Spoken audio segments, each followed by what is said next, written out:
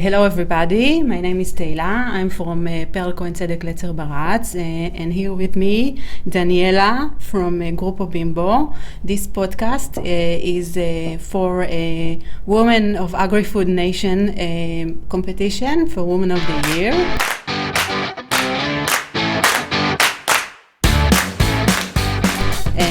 And we want to start with the story, with the personal story of Daniela's first days in Israel. Wow. Well, first of all, thank you very much for inviting me to this podcast. I am very grateful that you have considered me to be part of here. So this is a very brief story. I arrived here last year, 1 week before the first close down in Israel for coronavirus. So it was very complicated for me to find a place to live for a couple of months, and when I finally did, me and my husband managed to sleep on the floor for I think a week because all the stores were closed. We couldn't actually buy a proper bed or a proper sheets or anything to buy to sleep properly. So as soon as IKEA first opened their stores, we were the first ones online trying to buy everything. Like most of Israelis. It's terrible. I have never actually felt so in need of something. So I think that it was a great experience for my husband and I, and thankfully we are now quite established here in the country, and we have managed to be safe. So now you are on the right path. Please tell us a little bit about your company and your specific role. Yes, Grupo Bimbo, it's a Mexican company. It has been around for 75 years already, and it mainly produces packaged bread. Because of that, we are considered to be the largest baking company in the world. We also produce salty sweet snacks, sweet baked goods, cookies, cakes, confectionery in some regions. And since 2015, we have been taking a priority in terms of innovation. Okay, so I specifically, I work for a global corporate department called Bimbo Ventures, and Bimbo Ventures has this objective of having eyes in all the primary innovation ecosystems of the world, and that's why I am here. Why specific Israel as an investor? What are you looking in Israel in the food tech industry? My scope, it's very wide. Okay, I am not only, of course, I am looking food tech and ag tech, okay, but I'm also looking for things that can help our plants to be better, to be more efficient, our distribution and logistics, so everything regarding smart factories, smart supply chain, consumer marketing, and also everything regarding digital that can cross all the previous verticals that I just mentioned. Okay. Please share with us a little bit of your history as a woman in the company, things that you consider a success or some lower points, and how you got out of this. Of course. Grupo Bimbo, well, being a Mexican company and being a Latin American company,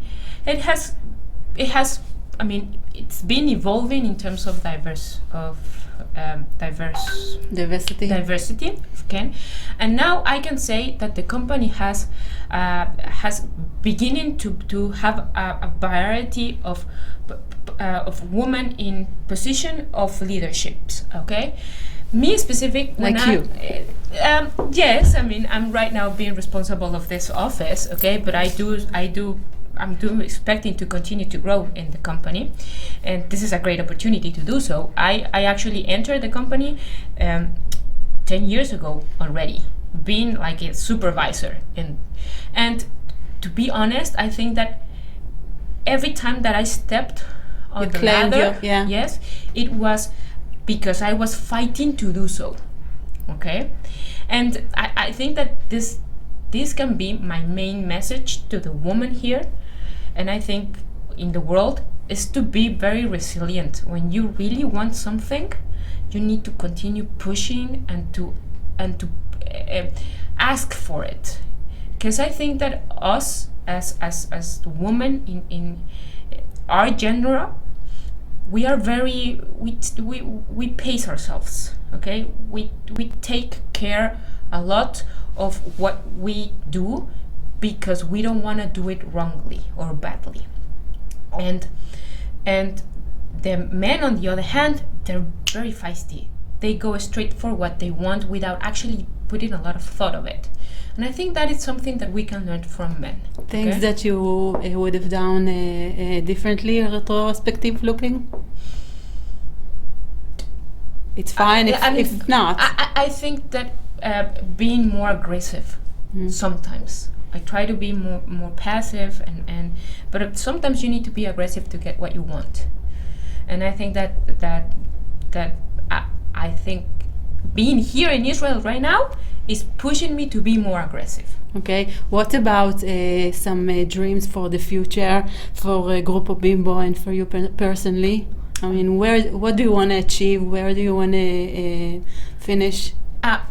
Me personally, I am foreseeing or visualizing that Bimbo Ventures can be a more important player in the company. Okay, I think it is happening. We are expanding, and for me, this is the opportunity, being in Israel, to try to have the right path to become the VP of Bimbo Ventures. I will cross my fingers for you. I really hope. Do you have a role model or somebody you look up to? I do. Her name is Maria Lopez. She was one of my bosses when I was starting out in the company, and I think that I hated herself sometimes. Okay, but because she was pushing me so hard.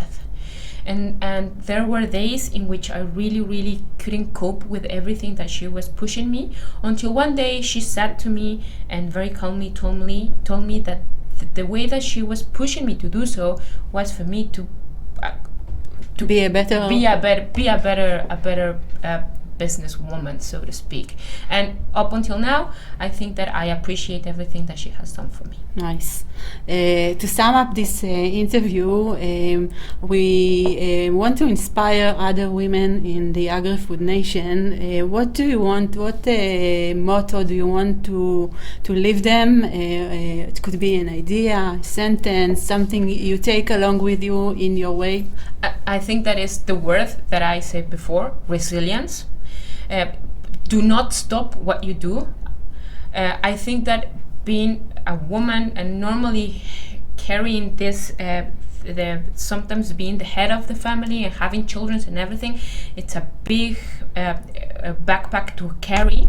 But do not stop and really continue to drive through whatever obstacle and hurdle you might encounter, because in the end, hard work pays off, and we need to be a little bit more hard workers than men. Thank you, Daniela. This was very inspiring, and I wish you all the best of luck with the Grupo Bimbo, and specifically in your role here. Hopefully, you will do a lot of good for us in Israel. Thank you. And thank you. Thank you very much.